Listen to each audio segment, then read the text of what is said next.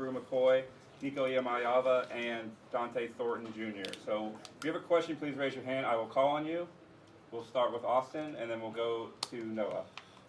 Nico, just kind of assess, your first start here at Neyland, and then, what it was like to connect with Bru in the game. Yeah, it felt great, man. Just going out there competing with my guys. We put a lot of work into this for this year, so it felt good to go out there and display what we've been working on. Noah, go ahead. Dante, just obviously coming off that injury, what was working for you so well out there today? Just how did it feel to be able to play? How much more comfortable do you feel now? I say it felt great, really. I felt like I needed to have, would have been my first game back. I felt like this is the game that I expected to have, so it felt very good. We'll go Ben and then Adam. Bru and Nico, could both of you speak on what you've seen from Dante from last season going to this season and kind of the off-season that the three of y'all had together? Just a ton of relentless hard work. Just grinding, working hard every single day. Finding ways just to improve himself. It's been awesome to see, and it's driven me and pushed me to be better.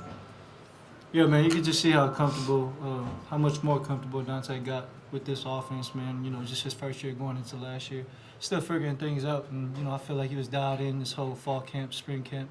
And, he's been great work that he's put in, and, he went out there and showed it on the field today. Adam and then Brant.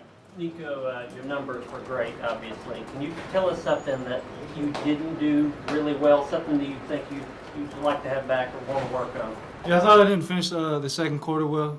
I can finish better with just operating the offense at a high level. Really, I think that was the main thing for me, was not falling asleep during, while we're up big and still going out there and operating the offense at a high level. Brant. Bru, can you just kind of walk through the day, what it kind of felt like this morning? I know you've been waiting on this, first couple of catches. I know it's old hat once you got going, but what did today feel like for you? Yeah, it was a little bit surreal, just going through everything, and but I really enjoyed it. I soaked it in, and once getting back out on the field, and you get a good sweat going, and you feel back at home. We'll go Karthik and Patrick, then back to Austin. Nico, did you know that you set a Tennessee program record for passing yards and a half? And if so, what was your reaction?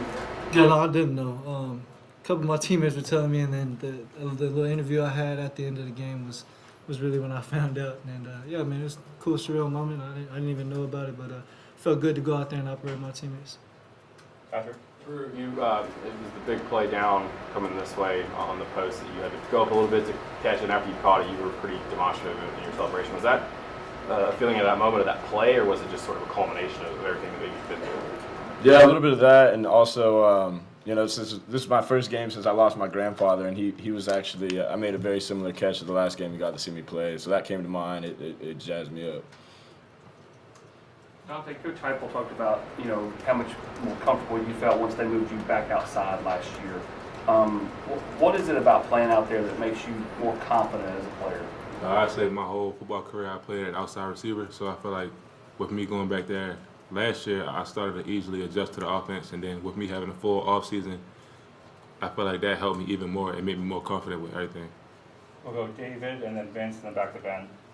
Guys, this is going to be for any of y'all, but this was a 38-0 game, 20 minutes in. What can y'all learn from a game like this, and did y'all feel stressed at any time or any adverse situations that you had to push through? What do you kind of learn from a game like this? All of us? To keep our foot on their throat.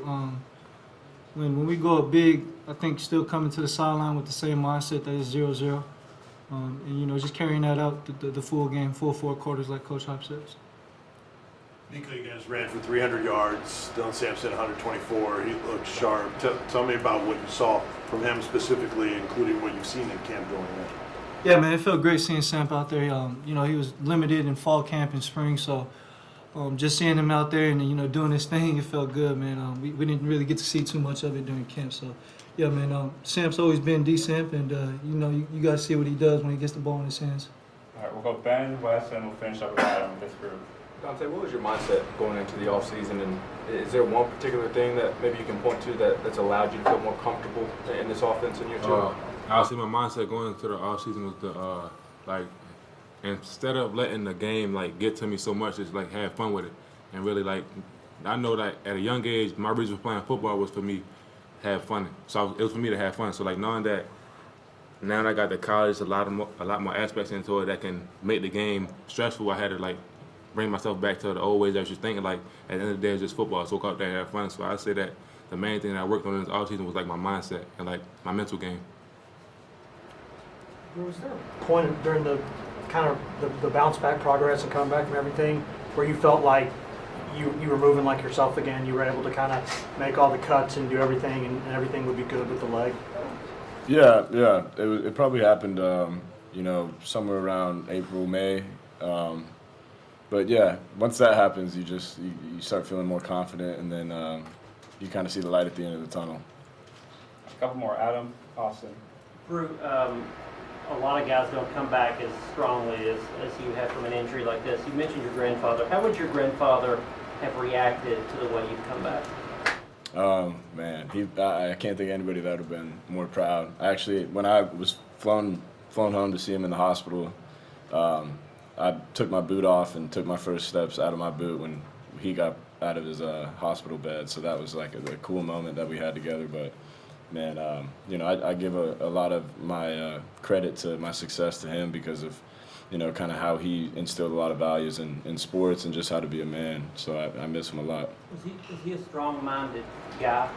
Yeah, he was, and he's a great athlete. He's a heck of an athlete. He was a Hall of Famer at his college, Pepperdine. So, yeah, I try to take after him the best I can.